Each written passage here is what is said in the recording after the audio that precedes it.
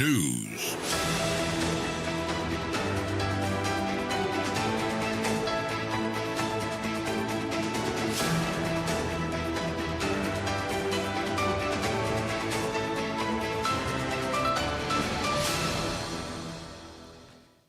Yamau akwaba afitu mekane share Facebook ne so na kase yabon ho videos ni mfoni ahodo no yemfa ensemo enmrein ye shaka se ba se da share se e da free epema tem na wehosem na betodwa na nkraf abetodi e kase yabo epono so ekirimu am enipa makon emiensa wanom emfienom efri emfinhia enkron edekopim edunan mekire 9 years ekopim 14 years emuna bia nipa kotu ede ato apieman temu ene na wafante akwa south eka ho bi emagalamse mukotu mo disika na wie obotuma jaman de ato wasa ba na wotwe mienu ntemu ni enso abegirem ma mofra we nim ho hwe akwa akotom ma mu mienu de tim kaja wo nyina da atimi ahwe wo no nkwa na ka ne kirem se ne okopia apieman temu a o galamse kwatikan fa so tufu magudie esansa ase ene yatena ye ene obo ade nsu powder de acha ye ne enam nyina nya ba bi ndai apieman tem de ede hine ye pa mekwese nimpa makoma mienu de tim kaja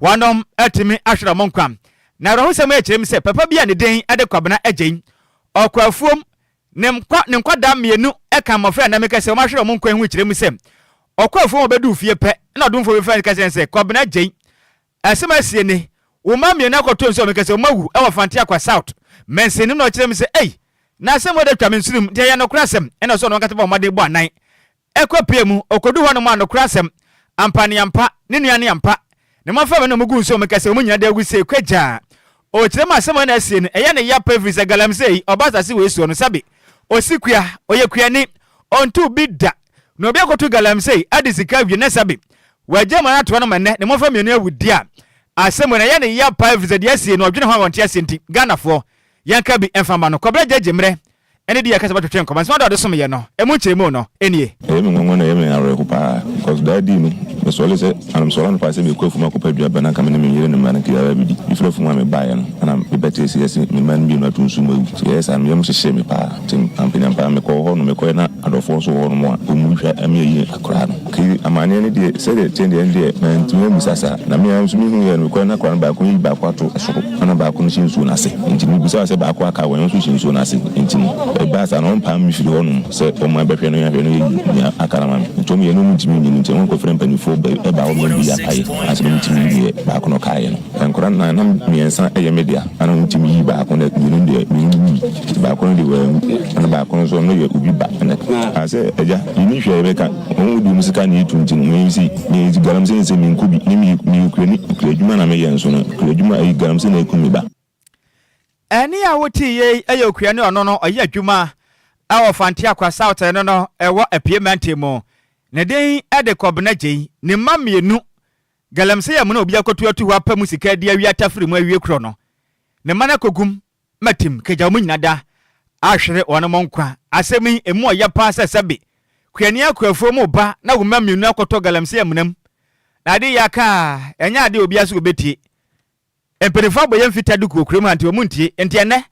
adehye mu ka bi hye omunya bone bia no ena ho asotwe no ekwade ma o mevisa de meka se pani bi ne bangu ama kuani a onye bone da ne ba ne da fomi eno achi ena apieman temu suafo ne den adem reta akosia Agyei awate ekopie mu kirem se asem asi ya panti o da resi sem kokoma Kwadwo Agyei na busua o kirem se makoso anhwehwe mapa e de fra ho sem asi achi na mugusu akasa kirem se galamse na akoso apieman temu no emperifo ama tuontwa na se manyai na muso obi pachi se hwea asema be tono no enya sim kuma apieman temu suafo jemre ene de akasa botwetwen komo Nkwada mienu mami baako obedi eche na on papa so ye baako na eba ni se a obata ebedi ya usa didachi ni kwada ebehwe no na ekoi na didi tu sa na ene eye mami bi o echina nana na ye oba commander ebia na ye oba ye nje musa fi echina ko ye ni minus asia from the large scale miners to the small scale miners em se bebe na ati se ya task force ye be ye adwuma nia nyensi amini na mene se enye me de say mati say we wu wa ha ba na me pe hand on information me pe information a me pe ni a metimi aka akere omo na ekire bibiom ye be chi wa emma me den chi enfre me nama enfre obi a oben me because me ntie ye mfi kofo edi ani abechew ye fi baby a wunim baby a me so me nim na da omo ba de obi nim ni amika chi obi bia ne say eni enyan ni ekukoso no eni enyan ye say Ghana nkwada ene ye be ye man na kra no owu ya nka se no odi na sika echi ene owu ye akoko a onim hwe ni aye kan nyina ne say ye ba moso ukra license a wakata so me charge police for ewa ha let's investigate into the issue let's know whoever mind here I hope you will know residents are I wa ha nyina no omoma ye hu nipa we ye ni site na omeche ye ni nti a obetimi atu amra we eyi ni sika film na waja ho se emfa nkwada nkwa eni a woti ye eya piema ntemu soafo ne den director Akosua Agyei awate ena wote ne nka se wo kire mu batan baako ne mamienu galamse amu no obi adi sika na wi akro no omakotom mamu nyinada ahwere wono nkwa Ghana de se ya ye de nipa na ye experiment nteme enyam ngwangwada sika yanko ye ni mo kase bonum Yanto akase ebone so na Greater Accra Regional Minister Linda Akwele Okro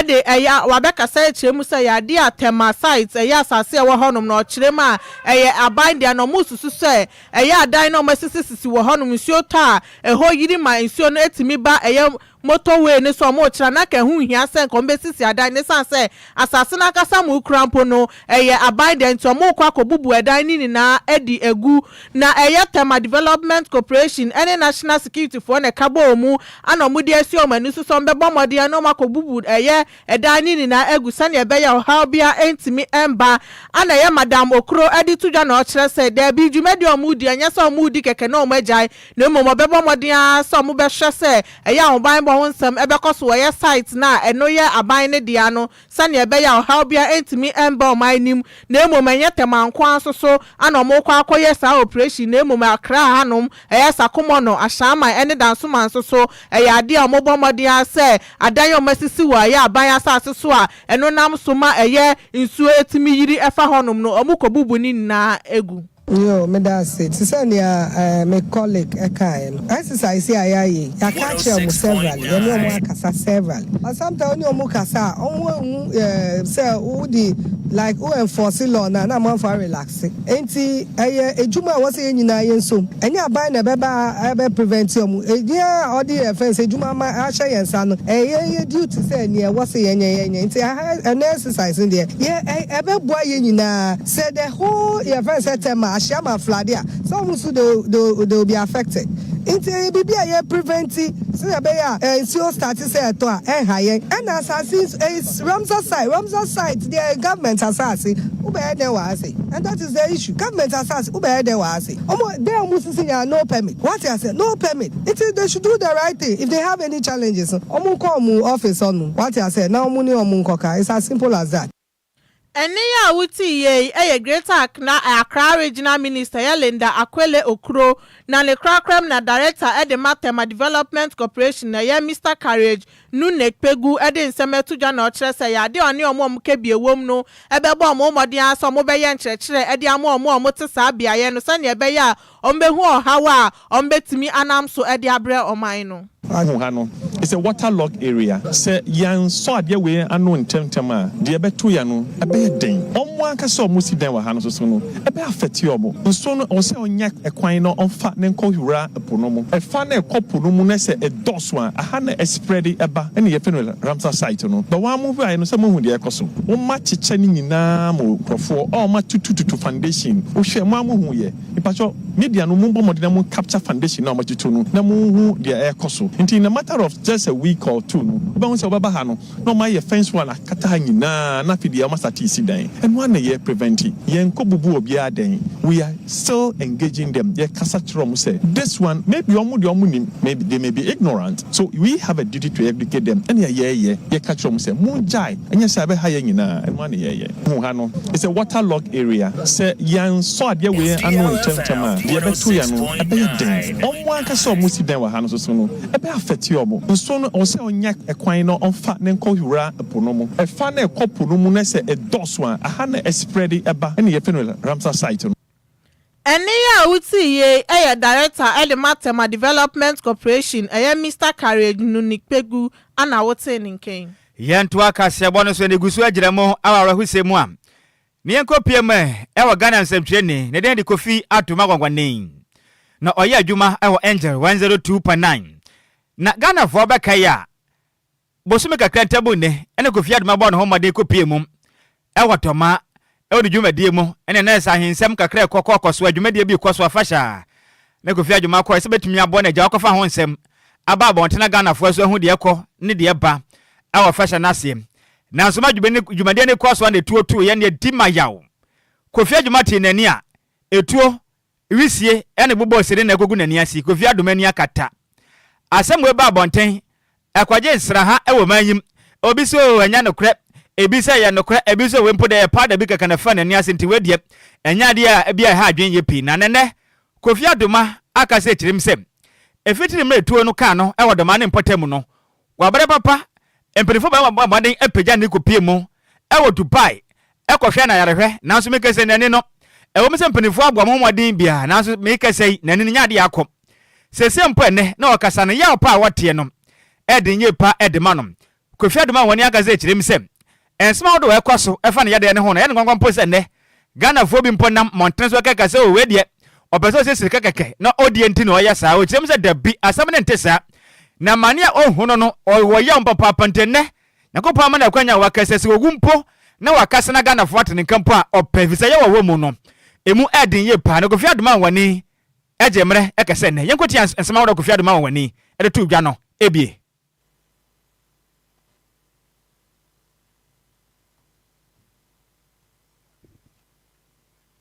ko twame but my say mekasa ansana menim die besi at least me kasa ansana die besi sia at least makasa we say ewie ebisi o da pi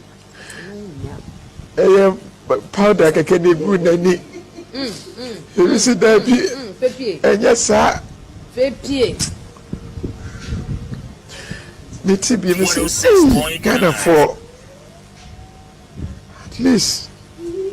at least mo bi mfanya me na mia abuno for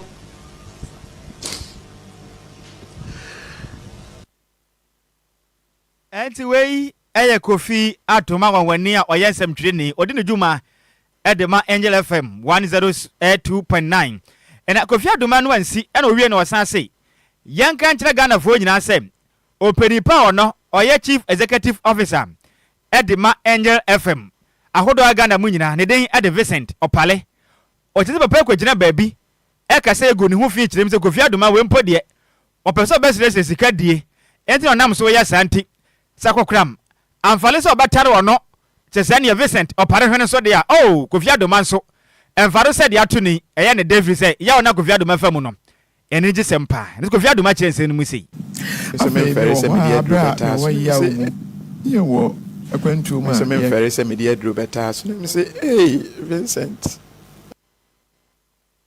you and then the company brand who here chain me nkwa you don't care about my emotions you don't know what I'm going through I feel now be caught negative energy ama me and your money say so me very se media drubata so me say DLFM so me very se media drubata so me say hey Vincent me see you and then the company brand who here chain me nkwa you don't care about my emotions you don't know what I'm going through I feel now be caught negative energy ama me and your money say do you know how much has been spent ti bobo figures na figure na fo adwen afi how not a tin yawa me namu no mu na be video back wa bro ka so be ya na me say na kana fo be ka so be say video ye wan mo so mpo se obi mre ni sika oye video ni wie ye na ya abrefo ba fie ha ohun se the situation net here o si a meye calls bi ahwe na onko ontimi mfasa aka we sa Dr. Kwadwo Tiamboa but still I can't die anymore no so ɛna ɔyɛ course ni bia frɛ Pani Ibrahim Mahama ɔte ya na ɔsɛ Kofi Dabi mɛyɛ enumu ɛna ɛne a wote yi ɛyɛ Kofi Adwoa wangwani ɔno ɛyɛ nsɛmtwerɛni ɛdema Angel FM na ɛno akyi ɛna Kofi Adwoa wangwani ne ho kafo ne de nana eturuba a odikan ɔno so kasa yɛ ɛkyerɛ mu sɛ efitiri mra asɛm wesi no na dɔma hene ankɔhwɛ ne mu mpose nkɔbɛfrɛ no wabisa Kofi Adwoa wangwani ho asɛm everisen mpɛso so no baayɛ na de esi yɛ nso ɛyɛ ne nsasoa na enwunu Kofi Adwoa ho ɛna sika ɛna wɔdwen ho no wɔka sika sɛm sam okyem sɛ de esi de ogya dɔma hene ɛde hyɛ twere mpanyankopɔn nsa na ɔno akasa na konwa wɔte so sɛ dɔma hene no na nkonwa ne nipa everisen sɛ masi ne mu ɔya sɛ ne ho kafo ɛfa te bia te sɛm na dɔma hene wɔnwen ne ho nenne sika ni brenti sika ho adwen na ɔhene mu a wɔdwen te okyerem sɛ sɛsie ne twere mpanyankopɔn te ase so wɔkɔ asɔre ne de bia dɔsom nyankopɔn no nyankopɔn ɔne dɔma hene ɛni ne yie pa na nabosom no so ɛnkyerɛ wɔn tumi fi sɛ ɛnsɛm ahodoɔ a dɔma hene atena se wɔyi n'ani dafa Kofi Adwoa wangwani nsɛm ho no nyankopɔn ɔnkasa ne yehu ne tumi. But dɔma hene should understand that there is a God. Now I'm on a stool. I believe on dɔma hene's stool that one kasa mano na minim na the right time na dɔma hene akonda bekasa. I don't sleep. Constantly your husband is telling you I will choose death. I want to die. And it's a joke. This is important event. I thank everybody for coming today. We started with a prayer. We speak. We speak. I leave everything to dɔma hene's school. DLFM 106.9. That his ancestors have never spoken for the school before. Who speak? You should understand that. I know a God who speaks for people. ɛne a wote yi ɛyɛ Kofi Adwoa wangwani ne ho kafo a ne den ɛde nana eturuba a odikan ɛna wote na ba Facebook no so a ɛyɛ DLFM 106.9 de video na to so nti wo ba benya bi na watemi ahwɛ asɛm yi awre ho pa sɛ yɛne yɛ nua nsɛm twere ne Kofi Adwoa wangwani ɛnɛ sika ɛdin o pa sɛ Kofi Adwoa DJ Omalo fa Kofi Adwoa video ne to so enti yɛne bɛ ma Kofi Adwoa eni Ewia nyankopɔn nyame fa kwam nyame mo den ya no nkeka ne ho na Kofi Adwoa onsa ne yade ye Ghana ni bra Facebook no so why DLFM 106.9 Kofi Adwoa nyina yenim no yawa abantie yi famu no eden yempa bɔ ne sɛ nyankopɔn onfa fie na ba bia nam so na sa ha wo ya to Kofi Adwoa no ɔma ne nsanko na onje ne mfiri tibia nim na Kofi Adwoa bre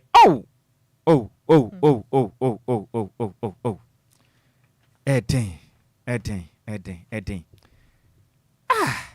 Yakra yekita mienu yikra ye hu de ye na etu abobako. Bible say nimpa kane ne nani.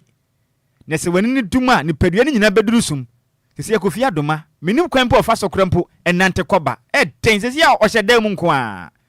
Yempa abo ne se Awurade hu ne mobo na onfa ne nsanka na yade no enko because yawa Kofi Adwoa na emu no atete Kofi Adwoa ye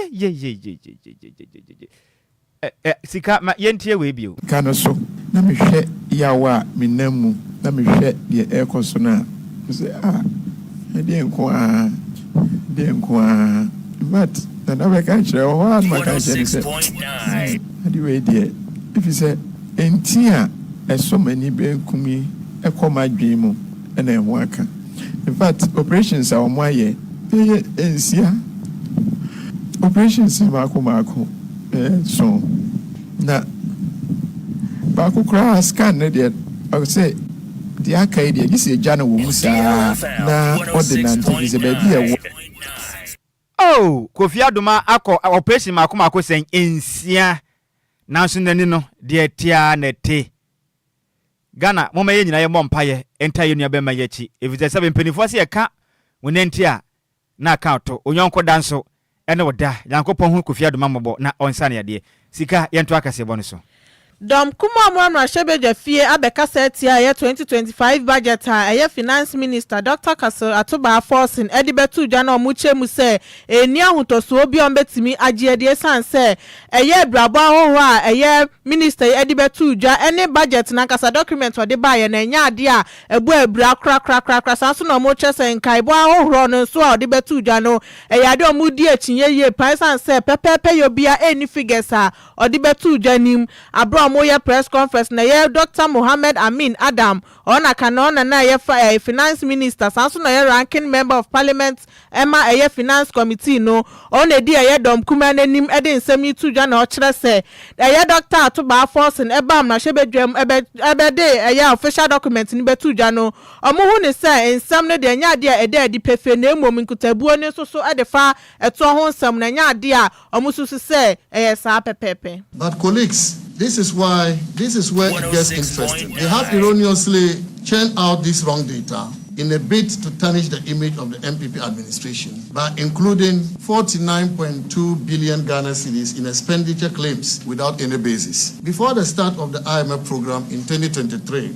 we had agreed with the IMF to set the fiscal anchor based on which we will monitor the IMF program. And these were the fiscal balances on commitment basis, primary balance and overall fiscal balance. It was in a bid to have a real-time view on arrears accumulation. So we ring-fenced commitments that had gone through the gift mix system then and were awaiting payment. These commitments were termed outstanding expenditure claims. Thus, if you look at the 2022 budget outturn, you will see this concept in there. Per the IMF program, we then agreed to monitor the evolution of these claims vis-a-vis their net build-up. The reason for this approach is that Ghana is a developing nation with developmental needs. And so it was going to be unrealistic in the context of the program to not have new commitments. But the plan was to ensure that on net terms, the build-up remained almost neutral to avoid a significant build-up in arrears, which also hurts the economy. Also, it is important to note that if we look at the arrears clearance strategy prepared by the Ministry of Finance and submitted to the IMF in 2023, Eniya uti ye Dr. Mohammed Amin Adam Kanona na ye finance minister. Owie ye na ye former minister of state edema finance ministry na ya abino say asare enso de nsem say etuja. Ye bomodi asa yensa ebetimi aka ene no ede amamu na ya de ye minority for no achirema. 2014 compensations budget was 1.28 billion. So assuming add 10% give or take, and then let's say it goes to 1.4 billion Ghana cedis for national security, and you add the 326 that existed in 2024, it comes to about 1.7 billion Ghana cedis. So there's a clear difference of 1 billion Ghana cedis added to a lean government compensation. Ladies and gentlemen, we need answers. That is why I say that the budget lacks credibility, and so they should come again. Eniya uti ye former minister of state sanso na ye finance ministry ye abna say asari yentu aka sebo so yenko piemem swafo no ena hwe mangana ena afin so amanane nkita hudie so mekira minister for foreign affairs ne den ade Samuel okujeto ablakwa sibatija echirim sem sesi amekese no Ghana mampanin dwandra medi mahama wafre no ena na kase echirim sem abanada ye ko ebo modern peja Ghana yem passport no kwa akoya ne fees no o de kwagina mu titisikam eye 5 million 500 Ghana cedis se Ghana fo mu ntua ene wo kyem se sika ne board ndu nti etesi Ghana man pani kire ne say onte so no mfamra 350 Ghana cedis titisikam 3.5 na Ghana fo ye ho entumto ye pam Samuel okugyetu ablako ekirim sem andinse ba kwato parliament na pese bedwefo atena se o ma bobo hu sa na boa na sa passport fees no o matimi ateso na Ghana fo nso Yaho etimi atwane yakomu etimi halenye ye pam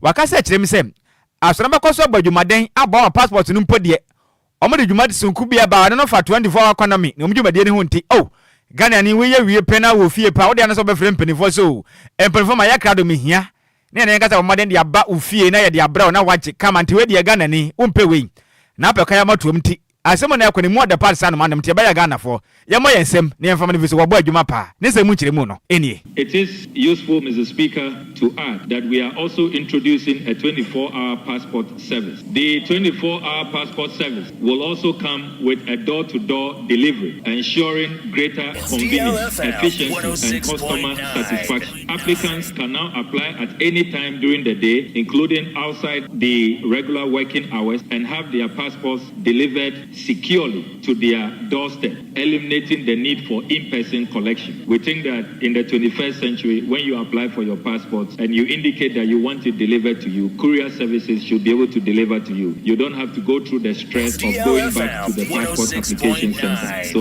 Ghanaians are going to have their passports delivered to them, locations of their choice, once they indicate during the application where they want their passports delivered. Any awoti ye ayoswafo no ana hwe o my Ghana ne amanone enkita hodie eso ne den ade Samuel oku jeto abrakwa wi ne nyina wesu ne na ye ho enkonkofa ya na boafo nkrato ye ba kase bode ka eche beke kare nyina ede asomo.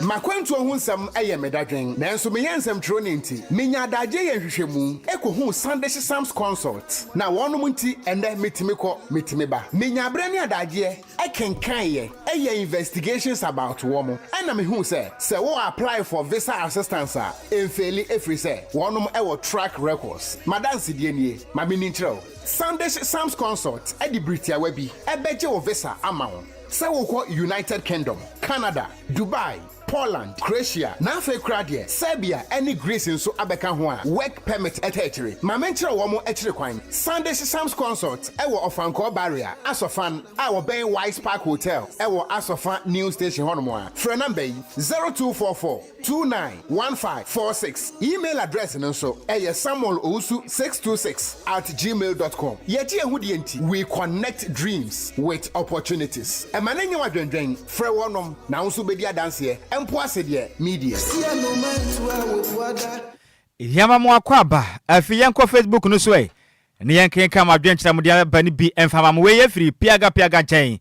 Also the news is fantastic. Ohwe live edi free achem asafo senior ya dasepa we every anane kunsu kojokrom no chire misem Ghana for braba papa na ba we ba ye no nim so babo adwumaden pam otim se Ghanaians are suffering under this government, so MPP come back again and the same simple baba Ghana for their free enquasum ya dase piaga chire mi se hey debia da araho samsa ma yetimi debia na obigu na nimpegu ade de nipa na experiment ya dase piaga we free wo fakei odifri kwame nkoma circle new pen station honom no chire mi se Ghana man penny John Dramani Mahama onya kasa ni complain na ze complain na ye dodo na Ghana for ehia adwuma no mebia adwuma ma Ghana for na Ghana for hwe ni mu ya da se pa senior we nso every master planner junior kentampo ana wo kire mi se 2025 budget ne de enhwe Ghana for mfa hwe mfa ma ya na compare to aka ne de na 2024 na ba na dande ba ne mo de sa no man na we de we fairly poto enkwan kan kra senior won so ya da se pam we every Richard ahwe na ochim se Kwadwo na ho mkonkron edi ya chipa na kase ba no so ochim se yanka je kofia doma wani sem nyakopon be sa ne yade pa ma ne ho ator na de ye wona ofremu no na wura ho pa na kase ba no eye live na nam DJ Ghana man fide ni so na ye gbetire station ho na ma de hye nyina eti edifre senior ye tucha de ma wanu mrein we nso every Abbas Austin dodo na abodom la ne se 49 nana o se DLFM news no eso papa ayade asu ye pande Ghana fo no ahana mu nyina etendo semse otie live edifre tama west community 23 ne den de 49 nana senior nso ya da se pass waka ye ho kasebe mum Ghana ni ya ba won chan asema da honie ye kopie mu apie mantemu asema wotojo kire mi se galamse mu ne bia kotu dia to honom yankata so emanimpa koblane ne mamyenu tim kaja wa mu nyina hwere o monka ma mekase no birichi abo asem na asie da ben na Ghana ni hu bato no awo kunkwagum na wawu asabe kuani a ono no ntu galamse ne bia oye na dwuma na obi akotu galamse akodi musika bo mu se to na ono ne mabewu kwa Ghana ni ase ote a uso mu sen 0534050199 0534050199 na 0593406565. Hello Majo. Nhyiraba. Ta kwa dia tama community lab no peni mayenti animre. Nhyiraba news ni de mo de sa no manam. Me da se pa sak. Me chia ne Adwoa. Ya jo so. Adwoa so ne ya me de pa. O da se pa. Na ye friend is saying sa galamsey. Enti wakotu galamsey wan kata so. Ana ye nim nkrofo so a omukotu sa amana no. Na waka se e bia oni odem omo famra kwan so. Enti na cheze nkwala no omo awukwa. Edion. Esa ayi ye friends awofo na wodeka abrewom. Nipa kokotu mra na wan kata so no. Yankopon be twia ne ka. Ya da se sa kwade. Nya me nhyira bebre. Hello Majo. Over. Senior. Daleta. Oh, great we are fit tema. Senior na pom design. Over Ekwanso. Oh, Ekwanso penny. Over Ekwanso. Oh, great we have me see Ekwanso. Okay, over me perform.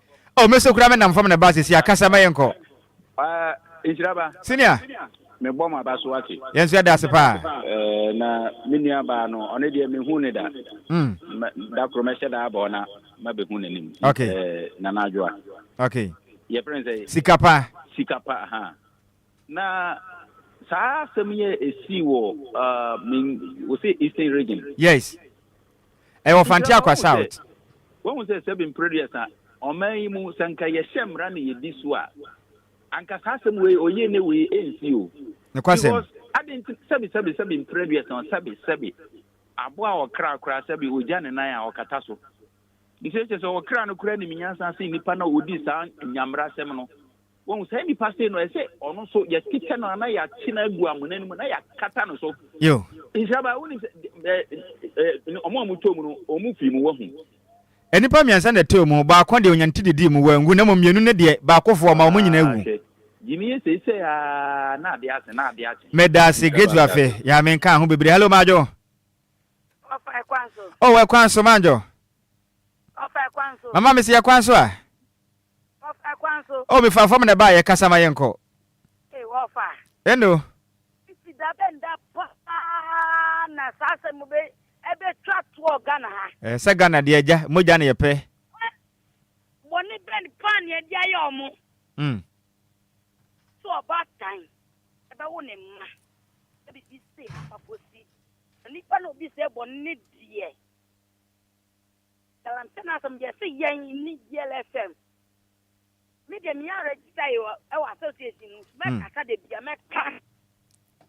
Me ka wo ofa. Eja. Me da se. Wo se yesio. Omo kaka so mi se hu se. Isio be no mu no. Anu ni asem no. Fo so de no mu no. Den omuye boni sa. Medasi bebre nyame nhyira opa na wadwe nkyira wo de abai mu ahwam sei. Hello Majo. Pato ye ja tabewu de shetumpron. Droba. Dixon Badako. Senior me yenti mfemfe achima dukuru. Nyame nhyira wo de adwuma pa bo mati so no mangana. Yes ya dase. Na ye se Kristo no nchechi oba tan de busuafo no we.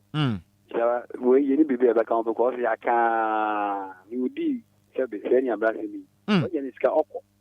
But timemufo na ye ka ajaju yetwa. Nti ye besere niam bia kwaso ya emmua magana ntumpon ye fa ya no ntumbi na emmua me Meso me dase bebre Dixon Badako droba achima dukuru wadwe nkyire. Hello Majo. Hello, good evening. Hello. I'm say one men coming funny say hello Majo. Yeah, Nhyiraba. Isenia wudi na bia kasa free. What ni bibia boko de. Champion nyame adom hye pa, me ntia nimre. Me ura ho. But say o my we won say ye nya brepa say omo mutu amana no. Ye be chi o my be chi o. Ne kwasem. Because all see clothing so no. Adana obi ani na namo a wa eden otu amana na eden e wo ho. Ani se wu Nhyiraba wo amana eda me de nkyɛn na se wo de na adi ade ensemfo no a metme ko je wo to se wa amana na ede adimadi no. Ne kwasem mo ni. Mo ni abredi a ye be kede woni papa no. Kwa bia so na e be kede no. Me so me da se pa me mfa me fa na call na yen sorry so. Hello Majo. Ya me adom an wo fa wudi na bia kasa free. Ma me yenti wa nimre. Me fa so, ma me nka ko bra Kofi Adoma wa wani no. Emre ntine wa boni tawama ya tama no kopa. Amen. Amen. No kwasem.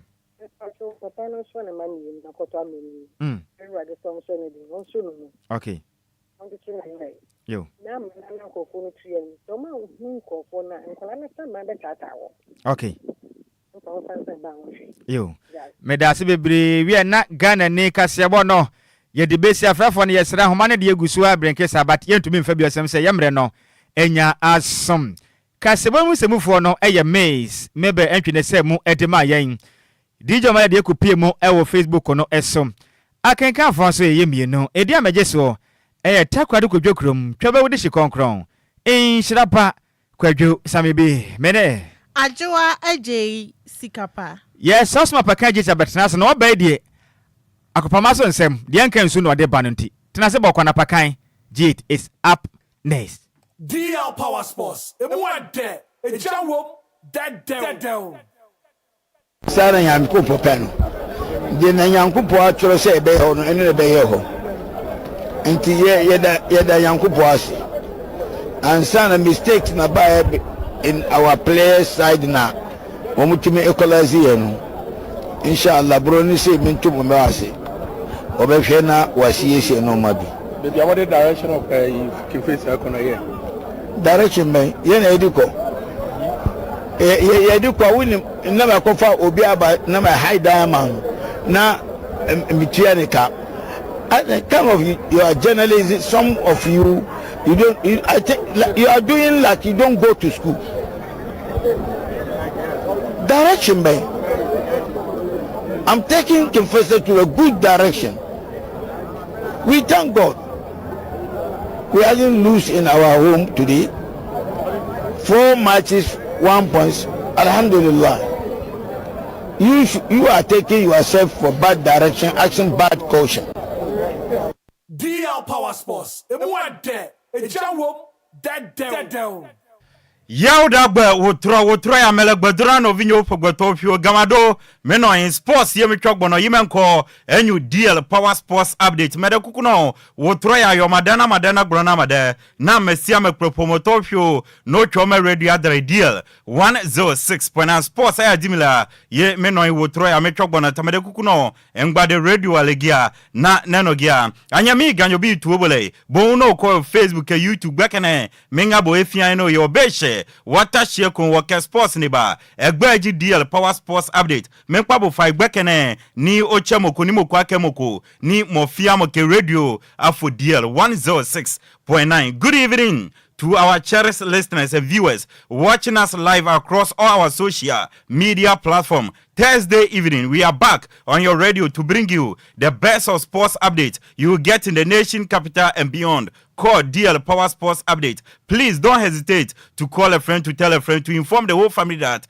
they should tune in to DL 106.9. DL Power Sports Update is airborne live. Ebusiama me nyina we so na obuo ahobrasie ene die kwanso mema wadwo ema wakwaba enne anwumere bibia wo bia emre we du sa agudie momrante yesi nkunya na agudie mo nsama wodo a ebusia ya boabo no no yede ba ne yede besomo na samufu agebre atena se wu so asone so krogen enteberi nyina we yefim ni akaidie osie modu otiefu editie se wote ohwefu edihwe se ohwe ena yen okafo so no edi kase ya kanabusia yede ba ne yede ababesomo abusia ya gudie mo nsama edi ade ncheche di ade na dane ebu mfumpa o Ghana bibrem ene broni cross ya tunidin DL Power Sports Update baby bia wo bia tami kuchu ya bon nsama no bede ye besane mu ede egufam ede ama ye tena sese dia adwumakuo bia da romane yede nsama na ba enti kame wona ye mfa sida chenchirenche asida kese asida modu emfama Lumba ensupa na Lumba ensupa ye nsu a aba adwama so emuti emuode emu ye krogen Food and Drugs Authority atena se aye hwehwema agya tum se eye nsu a onom na ko nipadua no ma M4 how bia mro na mom no ebe wohuru nipadua no mu na hoode ense onya no watumi anya nti ne obepie mo Ghana nsu aba obia nom no eno ani Lumba nsu pa manya so oden okonom ya nom die ni bi na uyem tu a eye wala o wala o mpese uyem betu dia eno ani Lumba nsu pa enti efiefie monom dwumadie bia odi bia no fa Lumba nsupano fama wa hoho eno achi mo amotuntonso Lumba nsupano ana monton na bibia enya kama enya fine emfama mo amoda nsuma ne mpatam atadwomate dende Madam Abanyamiche eye distributor obehu no ewo apie to lane obe Lumba sport no obetumi afre Mama Vic ewo ana Madam Abanyamiche ewo 0557 349-401 0557 349-401 ofan kwane ne mpatem pokuase ne amasaman insawom suwum esuboy esaman kese adeso ne mpatem nyina no mubenya bi Mama Vic akache na mubetuma fra Mama Vic 0500 680-783 na Lumba nsupano pebi atwa obenya bi DLFM yakachi Enquires Agbogwa Junction yane Wisconsin International University no ena edi animhwe obo Ryan so ya obabeto abayo kama tuntum na anama no ya februta kachira no se ope Lumba nsupano bi ato obedi wanim no wa guide o na wanya bi ato na bibia aye kama aye fine ediamao friend numbers ya me de betu dwa bibia obia no empenfo di bibegu chemu na yababe yidi ama na odwuma opese odidi no odi edi numbers no 0355 0 no 5 miensa 274757 0555 274757 ana 0577 475343 Lumba nsupa emu dese wo enti bombonia na pebi enom ena nwumre ya seda kese enkoma kwame afunfrom afa oboma chidom ema mede nsem no ede aba DJ Omarion ede ya to Facebook and YouTube obetumi akwa DLFM 106.9 uramu a obetumi akwa mi ameti akunya kesie mu ebe sane nsem no ede egu fam de ama odi amje so no ayensu ano de hye apa kanGH the blazer ki yenti we ba yebesi fam na ndanyumre yede ensam no ede asomo Apakan GH wode nyansa de wadiawo wo interview wo kasai wa hobrase wo radio mu kire se wo yo pabe ne wo radio mampa enti kagagru abusia yanka jangu bane yamfa nsam na nsomo na anwumre dia yansha siamfa fifie yewia ne yede broni cross dia no ede atoa so na abusia wonim said the senior national soccer team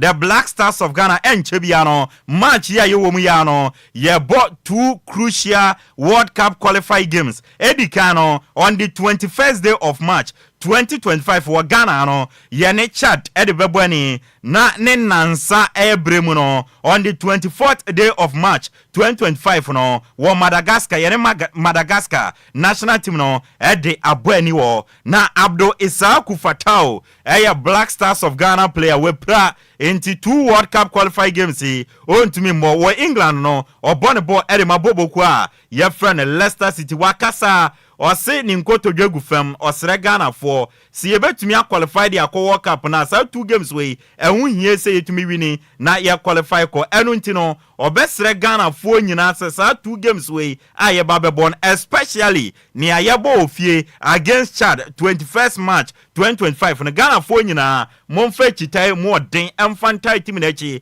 na omonso be ne be bia sene be ya omobetumi enya nkunibidie na dia magana na emomo no sa game no Ghana for montai omachi Ghana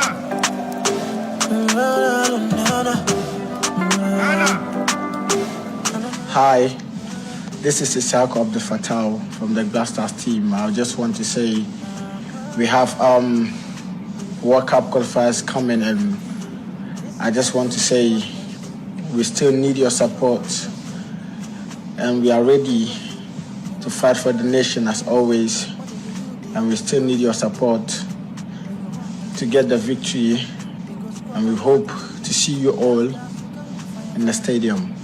Thank you. Hey, bring back the love where you say you get for Abdul Isaku Fatao, a player, the senior men's national team, the Black Stars of Ghana, and what is Saudi Arabia to Ghana for him. Say 2 crucial World Cup games, said him match, Yambe Tam Lanteneche, na Enquires no Muntume, Enya Mfamaye, na Yada Sujina Ghana Mrantia, Esia Kain Ewamanone, and a Black Stars na Kachedia. Alfred Duncan.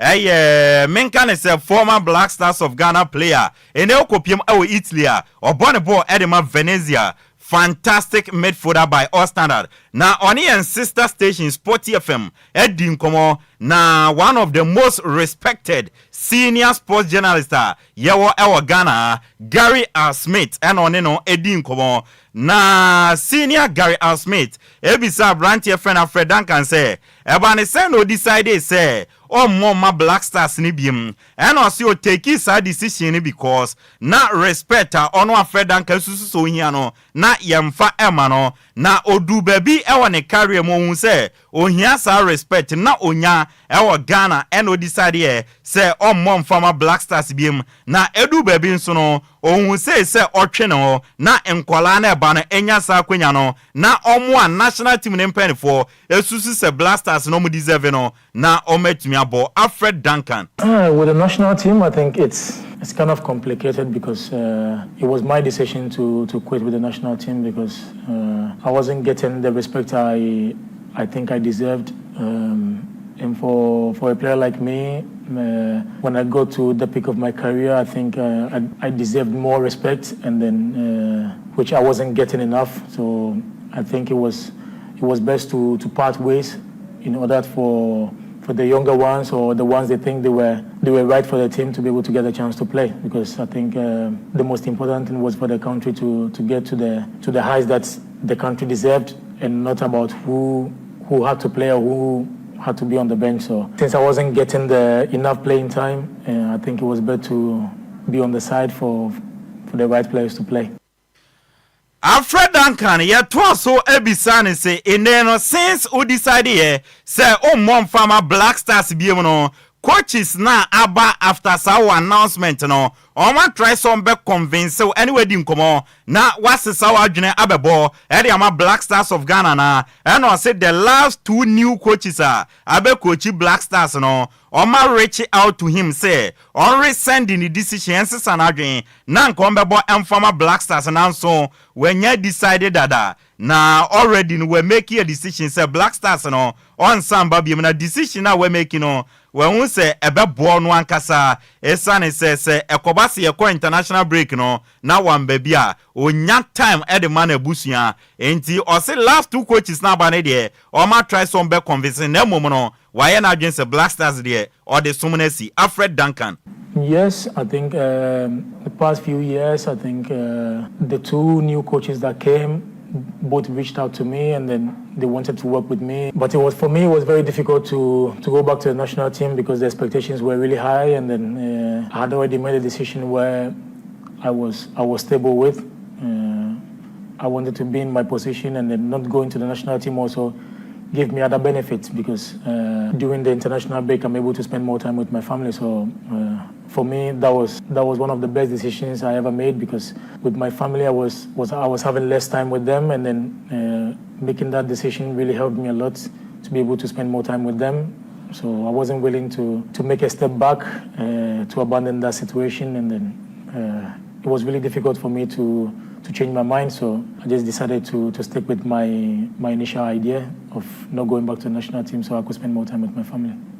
Ne kra no Alfred Duncan yembisa o decision we no final ana o china bi obetima sesa wadwen no wabebo de ama Black Stars no si oni decision a we taking it there final o hwe amfi a wanya ne dia osusu ehun se oni bibia biem a ode bema Black Stars ye won kwala bia aba omo moja no moja show na moja foforo ahode ne wo a ombetumi abode ama national team no aboa national team na fa ne ntoma pefra enti on pese obe na adwese mfie na wanya no obesaba na wabesi sa young players no wabesi omkwantine national team decision na we take say wa quit Black Stars no final ono Alfred Duncan on Bob Black Stars biem For me, yes, it's final because at my age now, I don't think, obviously I can be able to give more to the national team, but I think they are really young ones, more talented and who have more fresh blood that can really help the national team than I can maybe in this very moment. So I don't see the reason why I should block someone's chance of going back to national. Alfred Duncan, Menkan is a former player, Edema Black Stars of Ghana, and they Uram Italy, or Bonabo Edema Bobo Kwefen Venezia, or near sister station, Sport TFM, senior sports journalist Gary R. Smith, and on any Dean Koma, Yansu Yansa Kebia, Yabona Yumre, Ama Waswate, na Danwada, and a Ghana photo sound for Dr. Kaisel, Ato Forcing, Eko Piemo Ghana, and Rashebegum, na budget 2025, or Kokai, na good young for.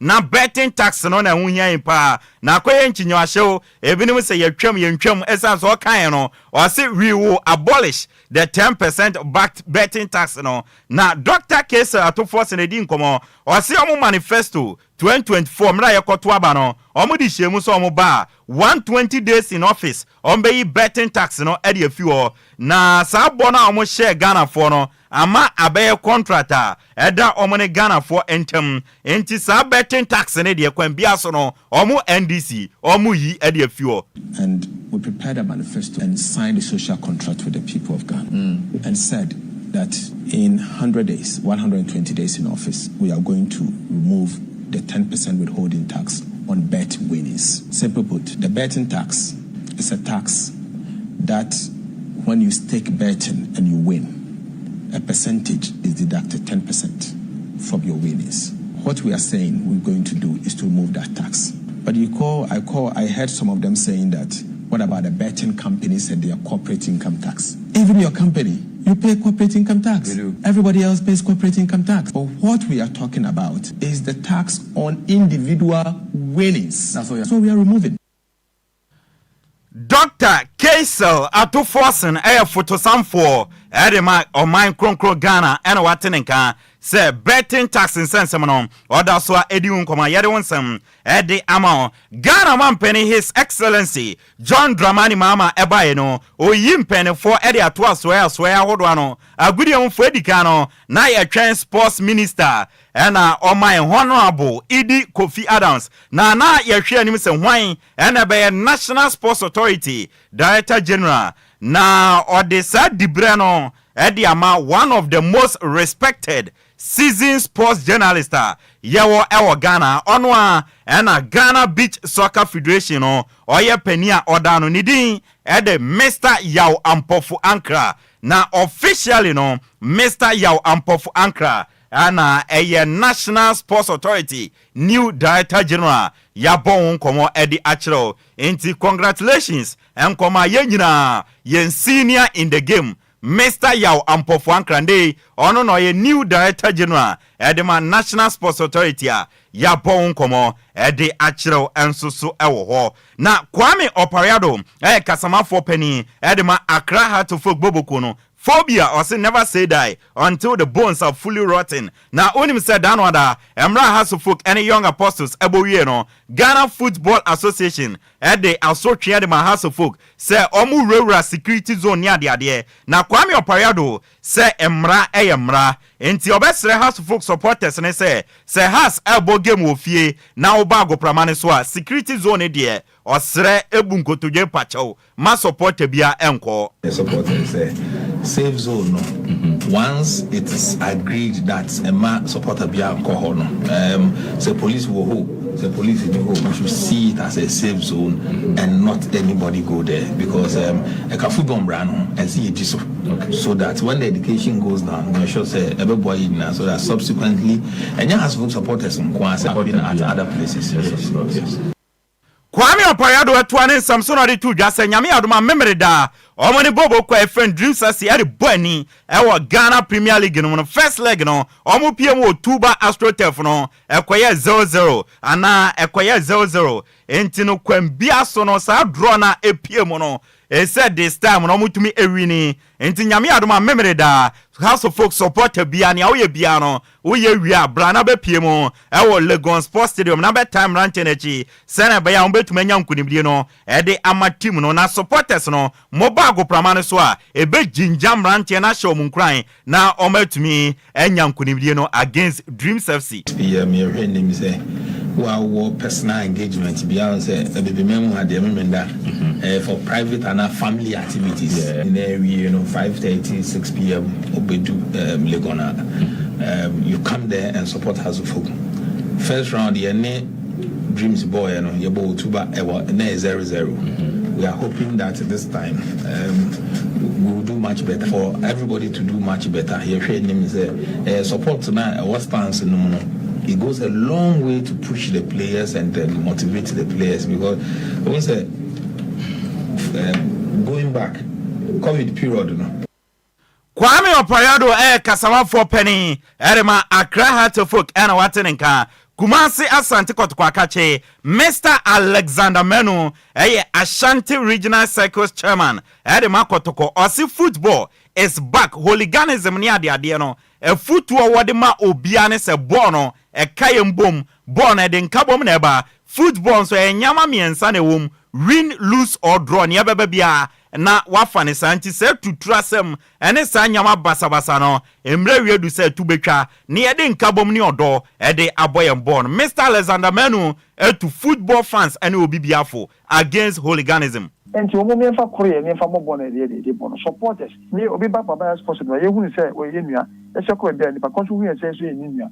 3 points the football meaning can't pub and to Pantam.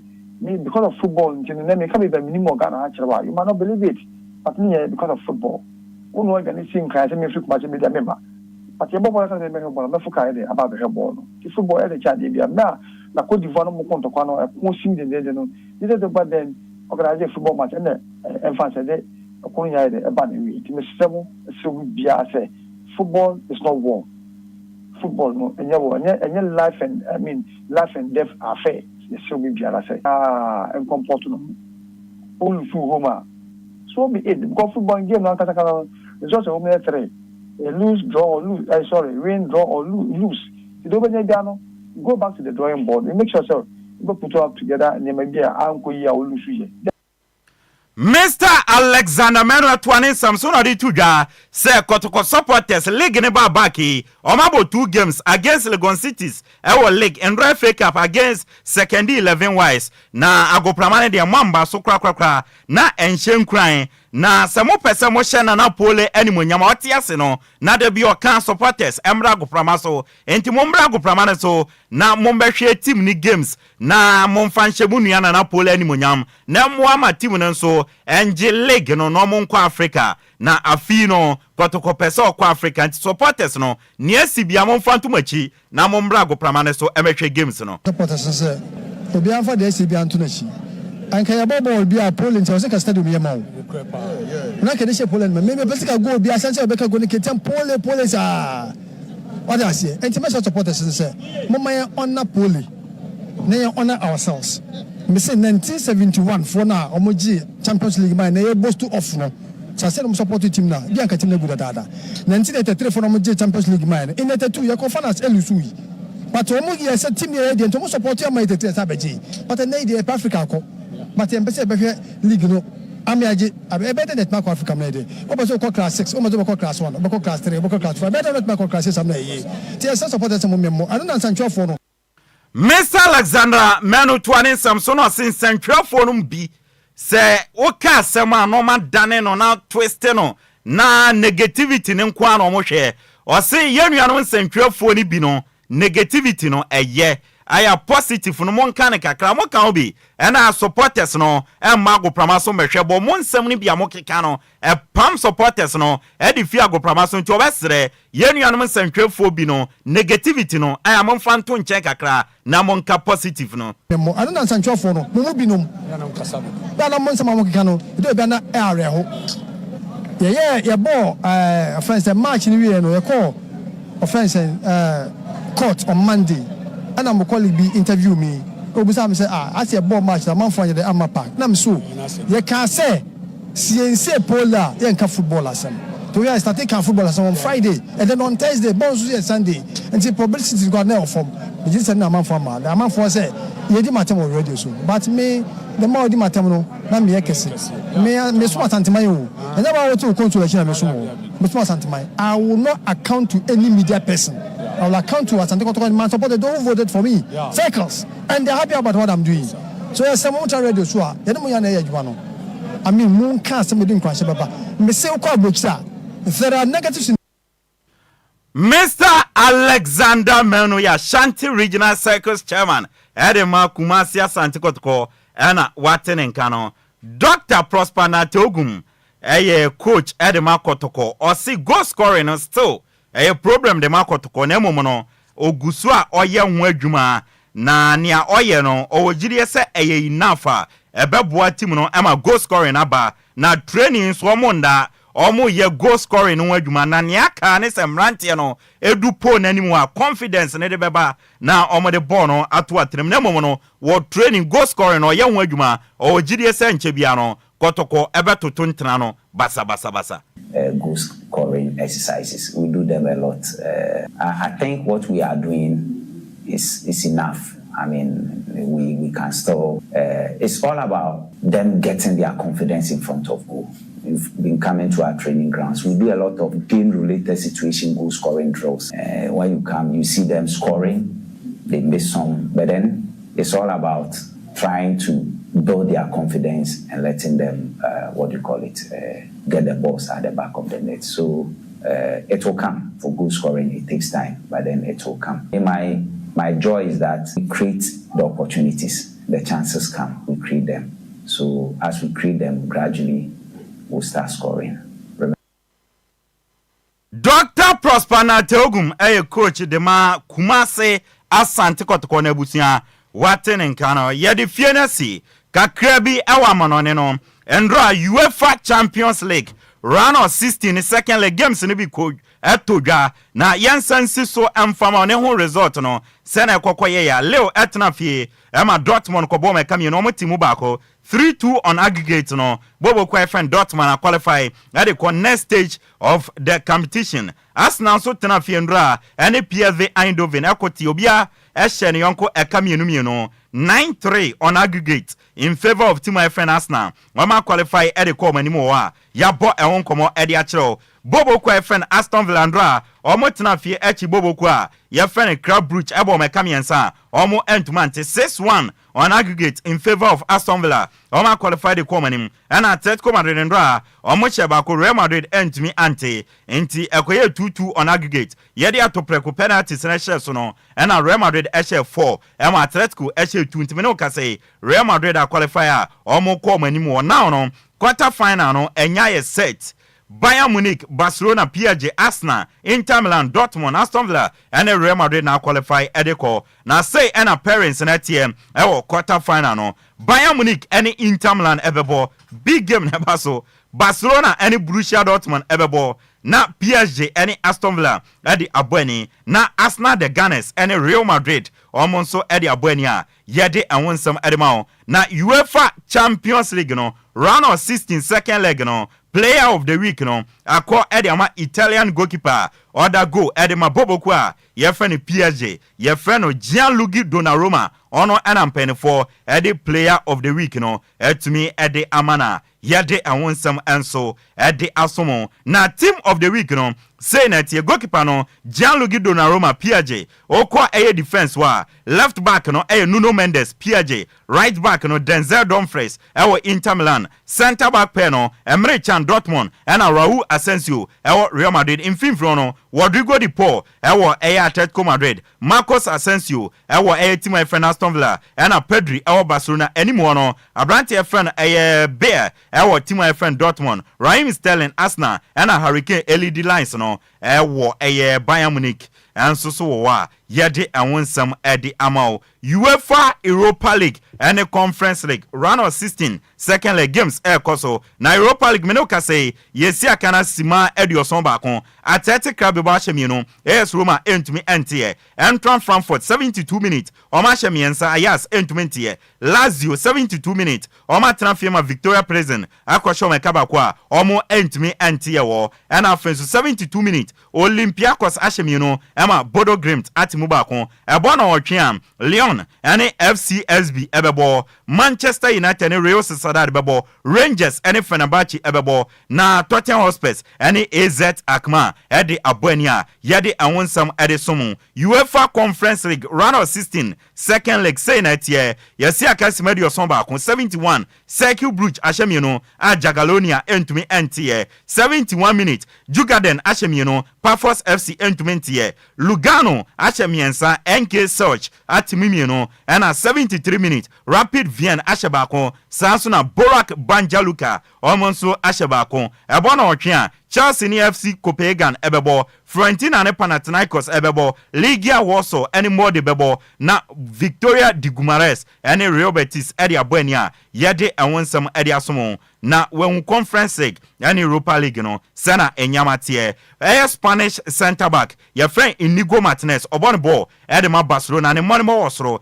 enti Barcelona amano 1 year contract extension until June 2026 and Inigo Martinez etna na wabone ball edi amabobo kwa friend Barcelona na English right back Trent Alexander-Arnold esinakan edema Liverpool Real Madrid say omo ye convince omo ni abrante no ewiwi summer contract bibi omo de ma abrante no omo ogide so obeji atum na waba Real Madrid as a free agent yede anwonsam edi ama Real Madrid akachendra omo game omo ni Atletico Madrid eboy no omo abrante FM Felamendi defender of France abrante na kopra wanya hamstring injury enti match boost me de ontumi bobo emfama Real Madrid biem ebia obeba April after international break no and a Felamendi ever return yede anwonsam de ma nandra yede sino controversial decision AC ewo Real Madrid ni Atletico Madrid game no Julian Alvarez ekobo penalty bi ema referee no overrule say a double kick ne na mienu ni nyina no de boy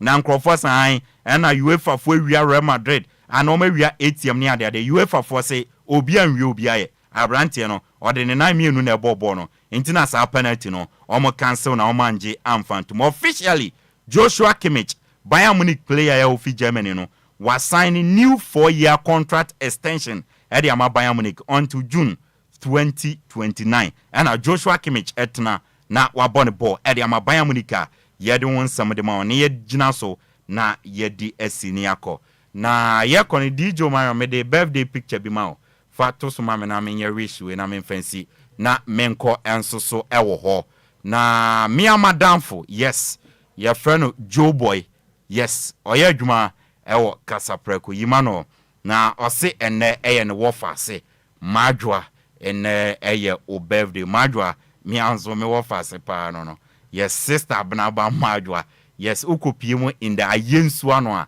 enfranta eho ena madwa wonti no madwa wofa eye yima Joe Boy na dodo na frɛ no ose ene your birthday or wish you happy special birthday to you madwa nyame nhyira onye okese no nto nkwanem no ma onyansa ene adwen na fasuade nti once again madwa happy special birthday to you from Ofa Yima abusuan ye de nsam na si from afa kwame afumata ekire ye de nsam no e de eba ya aseda eye ne de DJ Omarion e de yan echo social media Facebook and YouTube ama ye de nsam no e de ebro me am de nsam na ba no edin ameje so no eye ayensu ano de hye apakanjich the blessed king mo am share Facebook and YouTube and mo amutie nyina no ye da mase ye kɔ na ne aka echi bia no etumi atoa so edi amao enso so ewo nyame adom ochena